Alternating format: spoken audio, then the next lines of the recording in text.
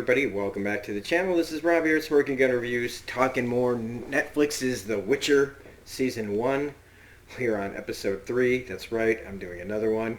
This is the last one for the day. Because I'm into it, man. And this episode, Betrayer Moon, full spoilers if you haven't seen, was great. You have two stories going back to back. You've got Yennefer transforming herself into who she wants to be to get what she wants, and you've got Geralt taking on a job that another Witcher died trying to figure out. And in that kind of his part of the story, there's another kind of transformation that goes on near the end of it, and this one was really good. And as you can see, like first impressions again. This is better than episode 2 as far as like moving the plot along. It does more for Yennefer than it does for Geralt, except for, people telling him about how he can be more than just, killing monsters for coin. So as far as Geralt's story goes, it's a great mystery monster story, and Yennefer's is just her showing like how, man, what this girl is willing to do to get what she wants from this world now that she's, a part of the sorcerer's world. And if she's going to be in it, she wants it to be done her way. So pretty good episode. You've got two different kinds of stories here, kind of blending in like females and change and what men do, to what men do to these women, that makes them that creates the situations in both stories. This one's going to be kind of hard to talk about though, because while I don't mind showing violence, you can't show nudity, and there is, holy God, if you like nudity, there's a lot of it, and the actress who plays Yennefer is very beautiful, but unfortunately I can't show all the stuff that goes on in this, because holy moly. So we're going to be doing a lot of probably little pauses and cuts here and there. So anyway, let's get into this. Let's start off by talking about Yennefer's story. Well, let's talk about Geralt's. We'll go back and forth, I guess.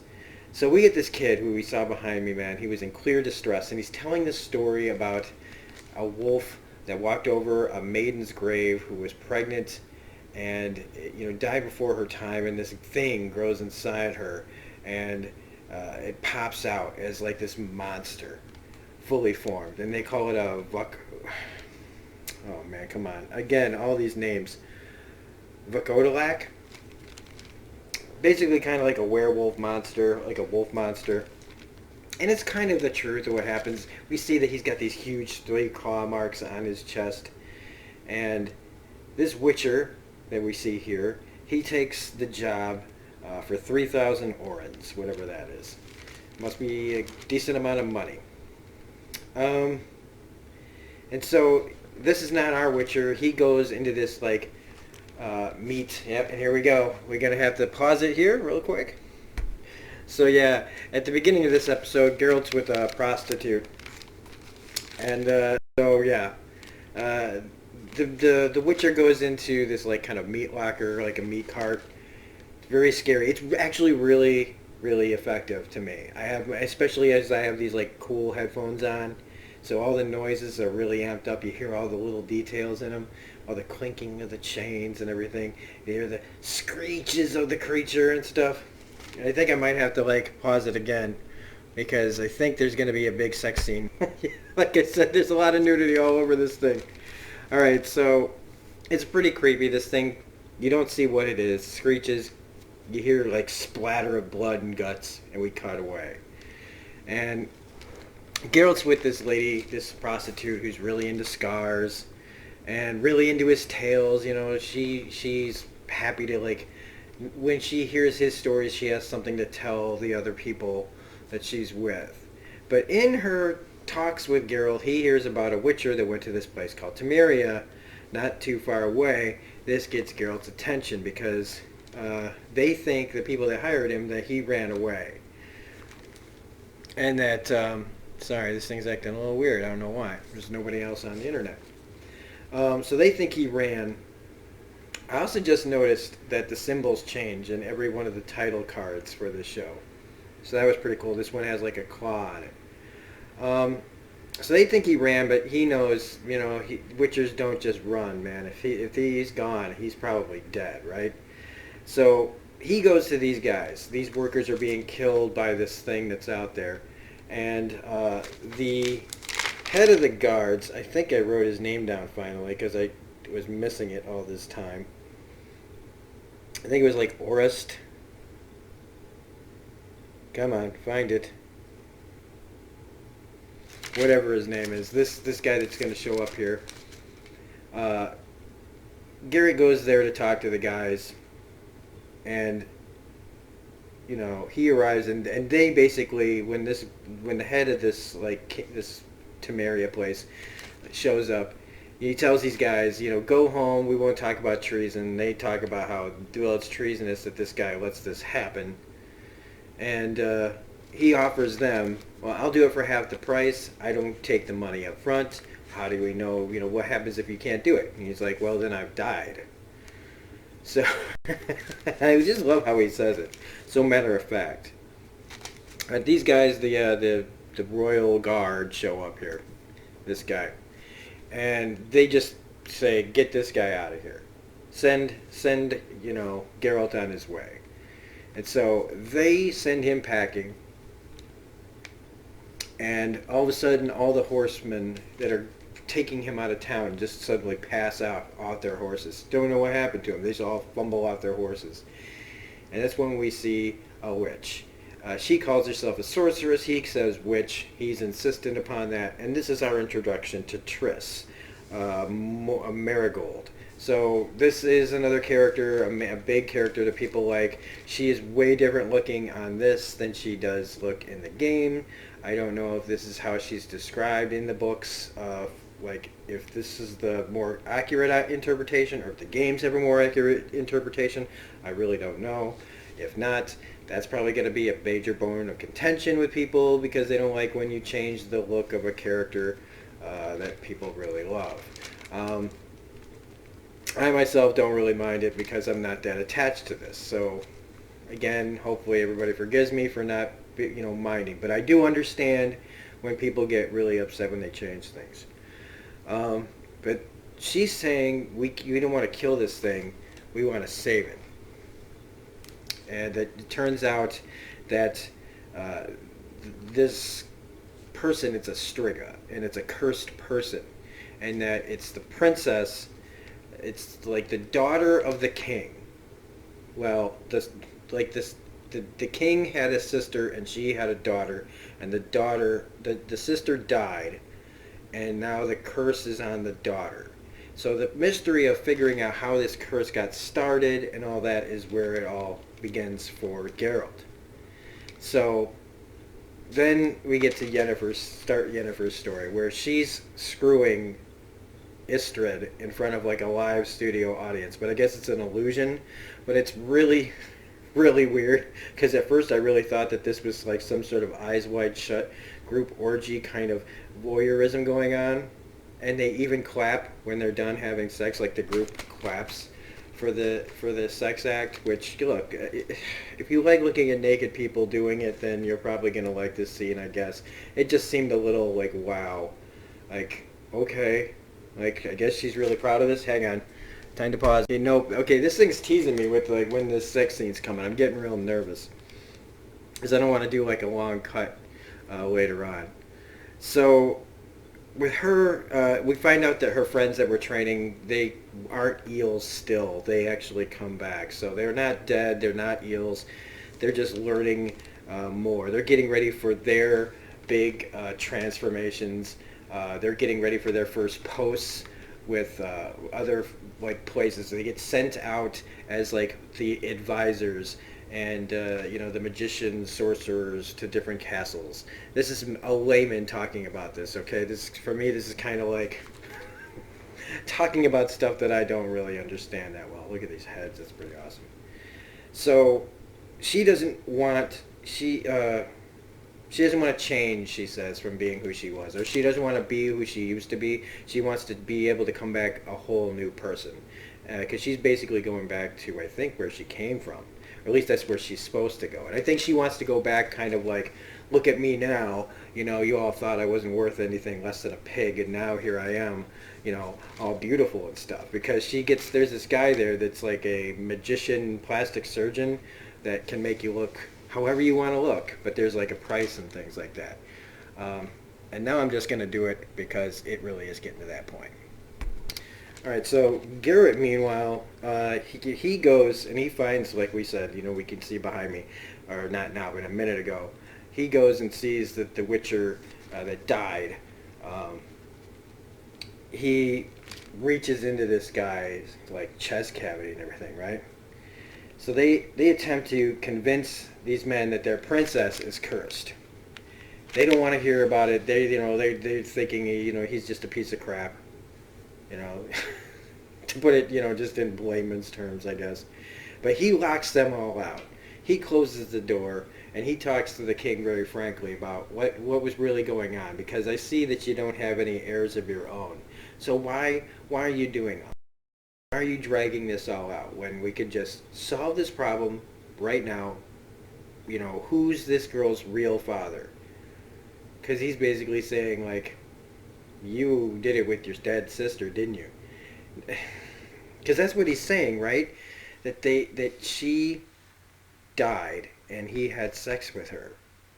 Or at least they had sex and had the daughter and she died because of it. Or maybe this Horus guy killed her. I don't know, but he basically tells him he has no heart. And even though they're talking about an incestuous relationship, like, you know, kind of like the Lannisters kind of thing. So then they ask him for a second time after the guards finally break in again. They're like, second time, man, you gotta go. But we get back to Yennefer's story, where we find out that this council, this brotherhood of sorcerers, they're all kind of talking about the different realms that they serve and what the different realms that they serve want and expect, and what's the politics of the day going on, and who can they send where of all these new recruits. And Yennefer was supposed to go to this aid where she is from. I'm not going to try to say all these names because they're very confusing. But they don't want elves.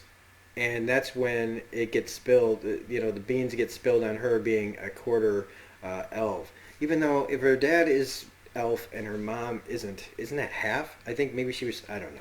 I'm not going to get too, miffed about that. So she finds out now that they're going to send her to Nilfgaard, which she doesn't want to go to because it sounds to me like that guy, the people there are real handsy and they want to, you know, grope her and use her up and all that kind of stuff. So she was, you know, she confronts her teacher about all this, saying, you were overruled, right? So we start to see that Yennefer is already, like, not just being, like, rebellious to them, but, like, she's planning her own stuff. Like, if you're not going to do for me, then I'm just going to have to do, you know, what I have to do. Like, she's getting ready for a dress, and she's being told all these things, and now she's being told that she can't have them. And so Stregobor, you know, he played by Lars Mikkelsen, you know, he knew, okay, he knew about the elvish blood. So now she knows that the dude she's been banging, Istrid, he's the one that told on her. And so now their spying is, their dual spying is now out in the open. Like, he confronts her, like, hey, well, what about this from you? Like, you're not completely blameless in this. And she's saying the same thing, except, you know, he says he didn't know how the information was going to get used. But, I mean, come on, there's only one way to use the fact that somebody has elven blood in their system, right? It's part, you're going to use that, they're going to use that against you because humans don't like elves. And so anybody that wants some leverage is just that's how they're going to use it. Geralt, in the meantime, again, he's not left, he's sticking around. They're at the haunted castle where this all went down with this girl. Her mother lived there and her daughter lived there. That's where they're buried. but it's guarded. So Geralt throws like a rock up there because the guards are like, ooh, like, so they take off thinking that the place is haunted, and we're pretty sure that the kids they find out are from inbreeding, and that their mom they find these little notes inside a music box that say that the mother cursed them for their affair, which means Foltest and Ada. So Foltest is the king, and Ada was his sister. And so we think at the time that their mother, Sansia, kind of funny, did this to them. But it's really the head guard, or Ortest or Orest. He's the one who did it because he was jealous and of the king having sex with his sister. Now he's right that it shouldn't be happening. He was just jealous that it wasn't him, and that he defiled all this. Or maybe he thought it was. Maybe he's also thinking that it was like just like bad to do. But he was sniffing around her too. So it was just kind of like this. I'm going to use this as an excuse to curse Foltest. But then it backfires somehow, this curse, and it goes to the sister Ada, which then goes into the kid and has this like full-grown monster pop out of her that's been killing all these people. This is so like it's so like much to talk about, all these different things and ins and outs of what people are doing to each other. It's just nuts. So Yen is desperate to not go to Nilfgaard, like I said. But Yen wants grander things. Like he's telling, like Istrid is like owning up to his side of things, and he's like, let's just run away. Let's just start a new life. Again, another episode where people are talking about just like taking off. Let's leave. Let's create our own destiny. But Yennefer now, knowing what she knows and what she can have, and now she's not getting it, she's basically like, well, maybe that's great for you, but I want more out of this life. Now that her eyes have been opened and she knows she can be powerful, she does not want this. Like she even tells him, like, yeah, you can just go ahead. Like I'm gonna sweep up dust, and you're gonna like do like just basically do menial work all our lives. She's like, and she's angry because she lost her chance to be beautiful. So it's kind of like, yeah, I mean the way she looks. She's got a twisted face and a twisted spine. But being beautiful on the outside isn't going to change the ugliness on the inside. Now, she's not ugly on the inside. She's had a really fucked up life, and now she saw the, the finish line, and now she's being told she can't finish the race. You know what I mean? And and they did a really good job trying to make this actress look ugly and twisted, because whenever they show her, like, let's just say she's got a beautiful body, and when she's just regular, she's gorgeous. But they really did a good job of having her like face be twisted and her hunch. It's really good. So I guess the temptation to like make yourself look better, it would be hard for people to not resist. Even like if somebody said, hey Rob, you want to get your nose be perfect, I'd probably do a lot of crazy shit for that. I don't know why. I'm trying to like say that it's like comparable. Like people would do a lot to make themselves look more aesthetically pleasing, I guess. So she goes back to the guy with the magic plastic surgeon, and says to make her beautiful. And then Geralt, now knowing what he knows, goes to face down a bunch of these guards. That he's going to full test back to him. They come out. He's trying to tell him, like, we told you to go. And he's saying, look, I know what happened. Foltest agrees that, I'm going to try to save her. Like, stop making this all about, he tells him about the Ortest guy and everything else. Then they find out, because he has this guy chained up, right? He punched him in the face as soon as he confessed everything. So he's tied up to like this bed. And they find out that in order to break the curse, they have to keep this thing. Once it comes out of its crypt and it's running around, they have to keep it out of its crypt until dawn. Like it can't get back in there. If it gets back in there at dawn, then it continues to go on. So they have to fight all night. So this gets pretty intense. Meanwhile, Yennefer finds out that if she does this, she can't have kids, which, of course, she's going to go, well, I don't need kids. So she agrees to this, and we get this kind of horrifying thing happening dually, where Geralt ends up fighting this just horrific monster. It's walking around with its umbilical cord still attached. It's like this mummy, it's not no werewolf, let me tell you that. It is disgusting looking. It is screeching. It's like a full-grown baby crying, screaming. And yeah, like I said, dragging its umbilical cord around. Meanwhile, Yennefer is like going under the knife, and she's got blood on her, and she's screaming in pain as she transforms into who she's going to be. At first I thought maybe it was just going to be like some sort of glamour, but no, man, this is some sort of freaking magic surgery, and it's like looks painful as hell. And it's a pretty great fight though between Geralt and this monster. It's really pretty cool. It makes me think of like Buffy the Vampire Slayer, but like medieval times. He uses his powers like to push through the floor, so he's kind of got these like force push powers that can just blast through the floor, trying to just keep this thing off its balance because it's pushing him around and smacking him around. And Yennefer's changing too. She even gets into this like kind of like almost like this like weird, looked like a sack that was around her almost. Geralt busts out the silver brass knuckles, starts beating the hell out of this thing, and he gets into the crypt and closes himself in so that this thing can't get in. And meanwhile, Yennefer finishes her change. So in the morning, the girl's there. She's changed back into a person, but she's still like an animal.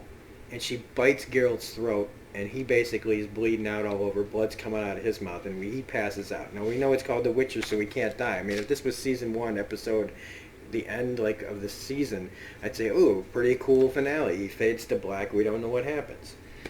But you know that he's not going to die, so it's a little...